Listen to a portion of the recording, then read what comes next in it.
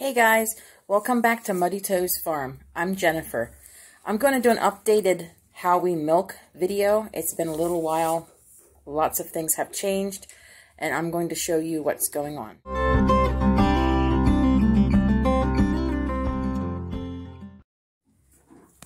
So if you remember from the last video, this was an open area. And now that is our milk room. It's still not completely finished. It needs painted. It needs some other work done to it. But here's where we keep all of our milking supplies now. There's the vacuum pump. And that's where we hang the claw. This is where we sit the funnel filter and our pails. And we have a stainless steel sink area now. We do not have a drain yet. We just have it draining out into buckets, which we have to dump. So we'll need to put something on the walls. But everything's coming along really nicely. So I'm going to show you how we get ready to milk and how we milk. So I put a dairy sanitizer in my sink. I'm just filling it up with water.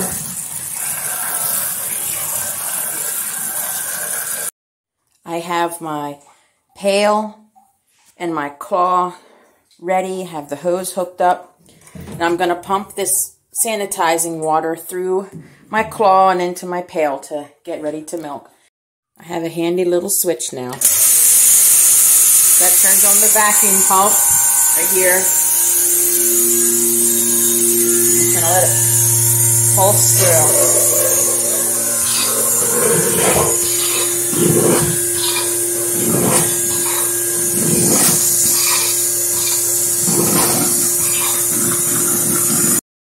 So I got it all pulsed through. I've poured the water back in.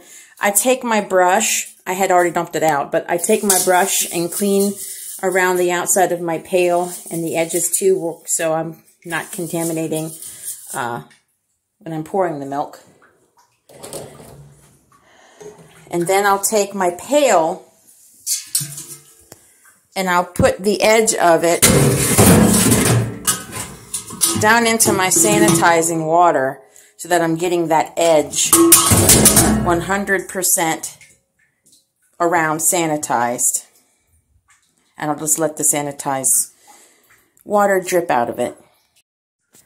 Okay, I have my pail put back together. I put my hose out through the little hose port here. And I have my wash bucket for the teats and the teat dip. And I'm ready to go grab a cow.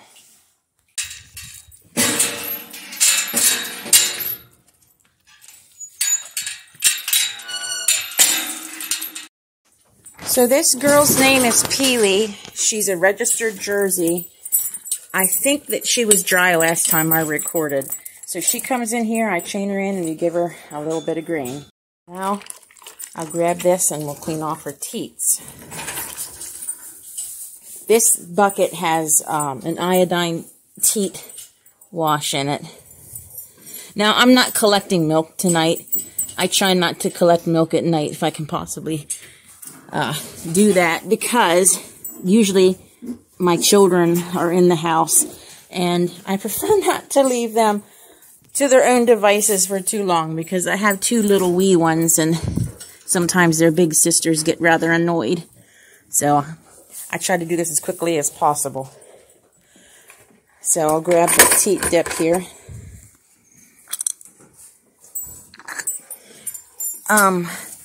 I do with the cloth and with the cup, because her in particular, she has really long teats, and so hers tend to get rather dirty at times. I get 2 or 3 squirts out, and the reason being, the first milk always has the most bacteria, and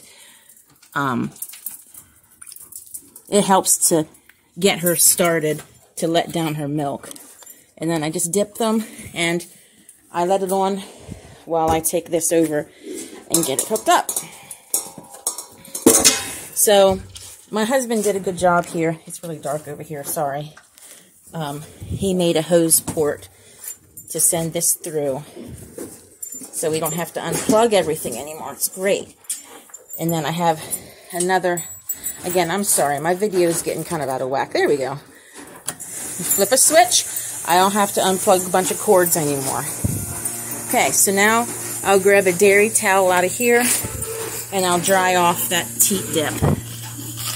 I use a different corner of my towel for each teat. This is how I hold the claw to attach it to most of the cows. We're milking 3 right now. I do it differently with the last one because she has short hind teats and I put those on first. But I just fold them down so that they don't lose suction. I'm sorry, I can't show you how I put it on because I'm not that talented. I'm holding the phone too. There you go. She's all hooked up. And while she's being milked, she is a very good girl. I can go and take care of the feeding of the other cattle that aren't getting milked. She's a really good girl. She'll be just like this when I come back. Okay, so here I am back from feeding the heifers and the whatever. I'm feeding the heifers that are over there and the other cows. So she's done. So I just turn this. You can't see it very good. I turn off the vacuum to the line and just pull it off. Now dip her teats once again. And this helps to seal up the teat end so that she doesn't get bacteria up in there. It's good for her to have that done. And she's done. And I like to get her out as soon as possible because this is one that decides that she needs to poop over here. Let's see if she keeps walking or she gets nosy. She usually gets nosy. Come on, baby. Yes, I know, it's a baby. Come on. It's not yours. Come on. Let's go. She had winter dysentery. She's starting to come back in condition, but it's hard to do over the winter time. So, this one in here is named Honey. And if I don't get back in here soon enough to give her grain, she thinks that she doesn't have to go in her spot. Don't ya? So I'm going to get her fed. Same story, different cow. So Honey is over here being milked now, and she is the Jersey Brown Swiss cross from the other videos. So she's a good girl as well. And while she is being milked, I will go take care of the goats and the sheep. Now, I just want to clarify something. How you've seen me prepare the teats today is not the way I usually do it. Well, when I'm collecting milk. When I'm collecting milk, I'm very thorough. I'm very particular that I'm making sure that the teats are as clean as I can make them. I'm not collecting milk tonight, so I didn't have to worry about being as particular. So now, if we're not collecting milk, what in the world do we do with it? I'll show you. I still have another cow to milk. This is what we have so far. This is what we do with the milk. His name is Little Red. His name is Chili. And her name is Bubblegum. So we have 3 calves to feed off of it. They each drink a gallon a day. And then we also have 4 pigs. There's 2 back here.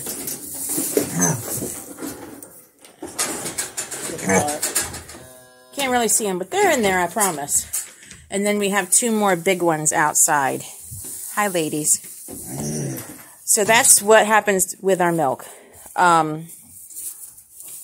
So besides drinking it and selling it, we're feeding calves and we're feeding pigs. Now, some milk might sit for a day or so to get used up, but the pigs don't care if it sits for a while. They like it anyhow.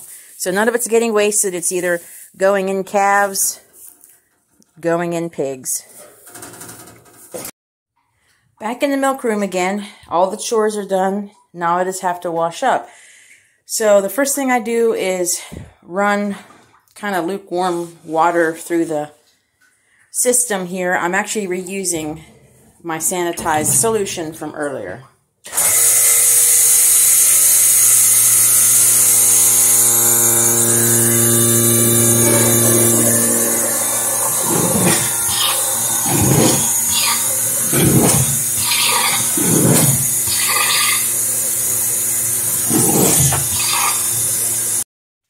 Now I've dumped the water back in, and I just like to run my hands over the hose to get off any dirt that got on it while I was milking. So it's not on there whenever I put it in the detergent here in a bit.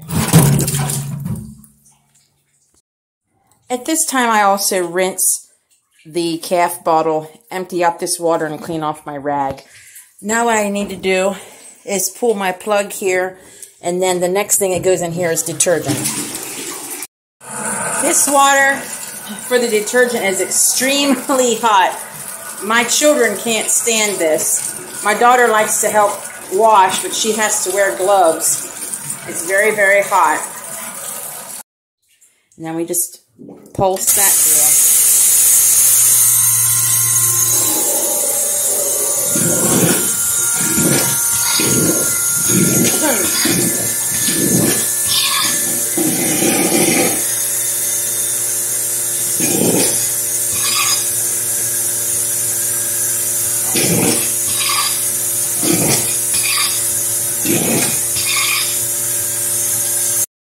Alright, so all the detergent is over here, and I just take this brush and I clean the edges. This is the same thing that I did earlier whenever I cleaned the, well, whenever I sanitized it, I should say. And then I just clean it off with my brush here, get it all, make sure it's all cleaned up. I can't do it so good holding the phone. If you've seen the other video, you know that the way that we clean these, it's a new pulse claw. They're not meant to be washed the way that we wash them. They're actually meant to be cleaned upright like this, hanging down. But we don't have a system like that right now. That's a kip system. So what we have to do then is we have to separate the inflation from the shell and let water drain out.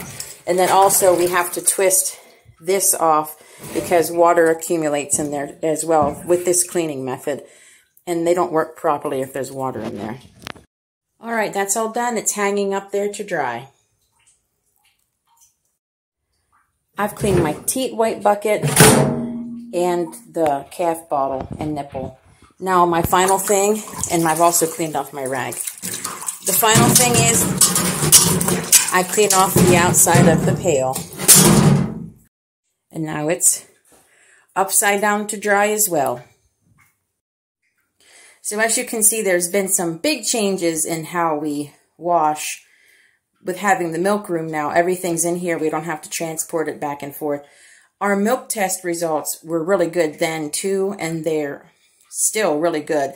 Nothing has changed as far as that. It's just a lot easier to do things now, having it all in this milk room. I'm excited to see it completed. My husband has built this. He did a really good job.